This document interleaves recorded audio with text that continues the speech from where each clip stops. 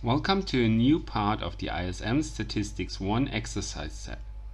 This time with an exercise on measures of dispersion. Let's consider the exercise. Calculate based on the following classified data sets the corrected sample variance as well as the sample standard deviation. And we have the first part and the second. Let's work our way through both of them one after another. We start with the first one. So we consider this table, and well, before we can do anything else, calculate any variance or standard deviation, we need the arithmetic mean.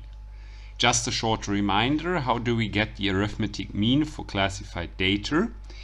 We just take the class averages, the class mean, so upper plus lower bound divided by 2, and we multiply this either with the relative frequencies or with the absolute frequency divided by the number of observations, which in the end is the relative frequencies. So if we do this here, in this case with the relative frequencies, we'll get an arithmetic mean of 240.595. This arithmetic mean we need then in the formula for the sample variance. You can see this here.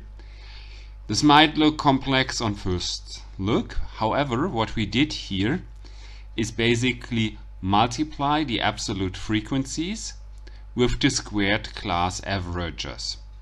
So we see the first class 0 to 50, the class average or the middle point in the class is 25.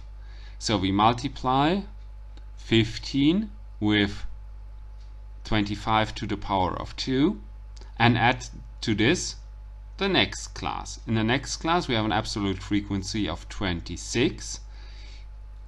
The average of the class is at 75, so we multiply this with 75 to the power of 2.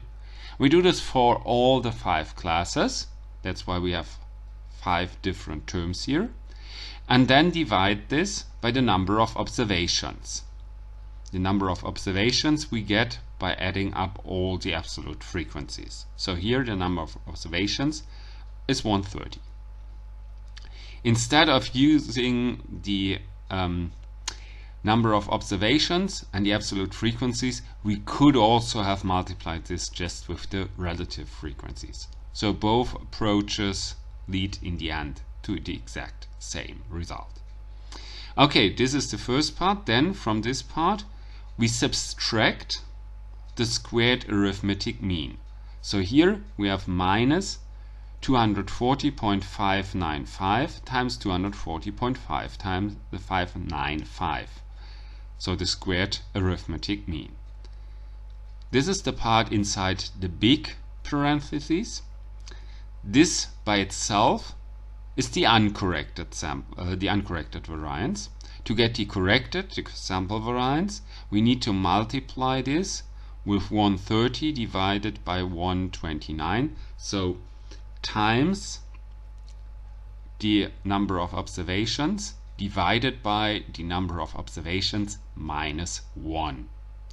If we do this, in the end we get a result of 52,348.4572.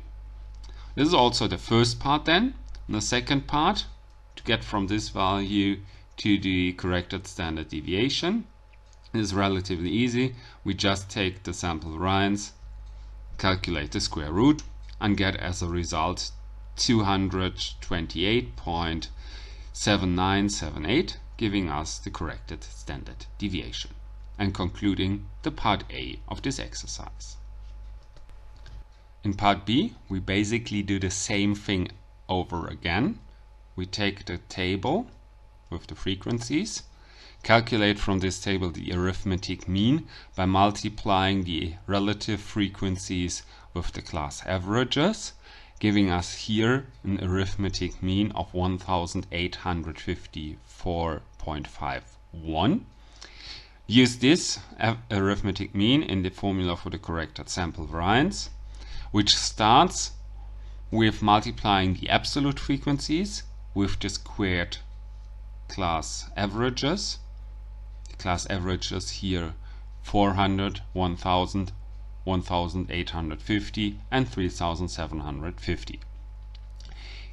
The sum of those is then divided by the number of observations. Here the number of observations is 170, and from this we subtract the squared arithmetic mean. The result we will get, the result of the big parenthesis, would then be the uncorrected sample variance. To correct this, we still have to multiply this with the correction factor of n divided by n minus 1, so 170 by 169.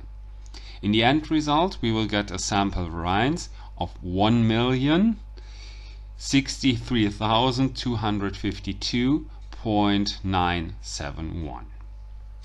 Okay, so far so good. Only one thing to go, and that's the corrected sample standard deviation.